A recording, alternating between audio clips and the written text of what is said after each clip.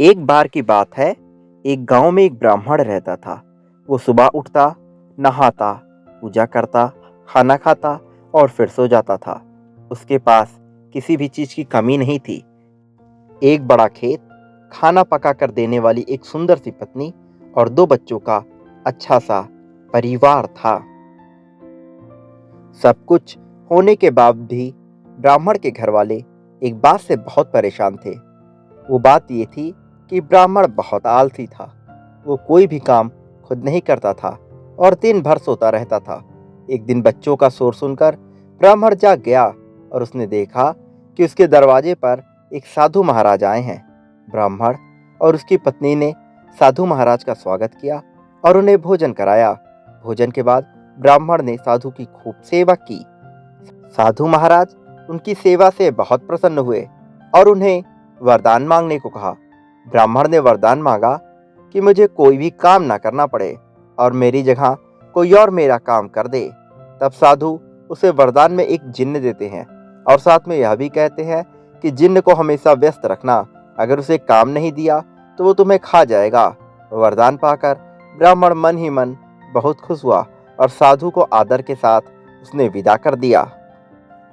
साधु के जाते ही वहां एक जिन्न प्रकट हुआ। पहले तो ब्राह्मण उसे देखकर डर जाता है, लेकिन जैसे ही वो ब्राह्मण से काम मांगता है तब ब्राह्मण का डर दूर हो जाता है और वो उसे पहले काम खेत जोतने को देता है।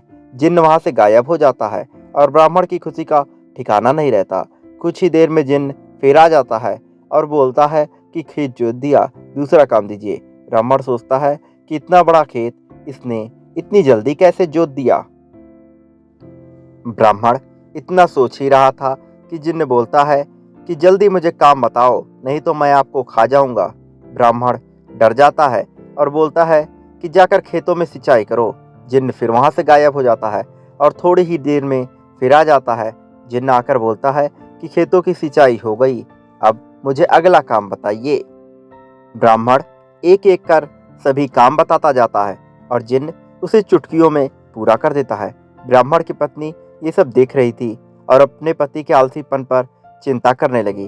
शाम होने के पहले ही जिन्न सभी काम कर देता था। सब काम करने के बाद जिन्न ब्राह्मण के पास आ जाता और बोलता कि अगला काम बताइए, नहीं तो मैं आपको खा जाऊंगा। अब ब्राह्मण के पास कोई भी काम नहीं बचा जो उसे करने के लिए कह सके। उसे चिंता होने लगी और वह बहुत डर जाता है।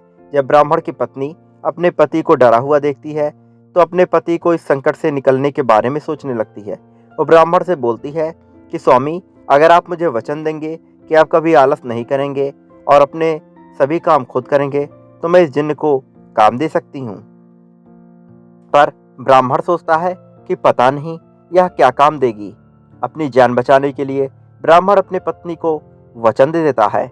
इसके बाद ब्राह्मण की पत्नी जिन्न से बोलती है कि हमारे यहाँ एक कुत्ता है, तुम जाकर उसकी पूंछ पूरी सीधी कर दो। याद रखना, उसकी पूंछ एकदम सीधी होनी चाहिए। जिन्न बोलता है कि अभी यह काम कर देता हूँ। यह बोलकर वह वहां से चला जाता है। लाख कोशिश के बाद भी वो कुत्ते की पूंछ सीधी नहीं कर पाता और हार मान लेता है। हार कर जिन्न ब्राह्मण के यहाँ से चला जाता है। उस दिन के बाद से ब्राह्मण अपने आलस को छोड़कर सभी काम करने लगता है और उसका परिवार खुशी खुशी रहने लगता है। कहानी से सीख, हमें कभी भी आलस्य नहीं करना चाहिए। आलस्य करने से हम मुसीबत में फंस सकते हैं, इसलिए हमें आलस्य छोड़कर अपना काम खुद ही करना चाहिए। मित्रों, आपको ये कहानी कैसी लगी हमें कमेंट करके ज़रूर बताएं। साथ ही इस वीडियो को लाइक कर दें और ज़्यादा से ज़्यादा शेयर करें। इस चैनल को सब्सक्राइब कर लें ताकि हम और भी कहानियाँ आपके लिए लाते रहें। इस शिक्षाप्रद कहानियाँ आपके जीवन में अमूल्य योगदान देंगी। धन्यवाद।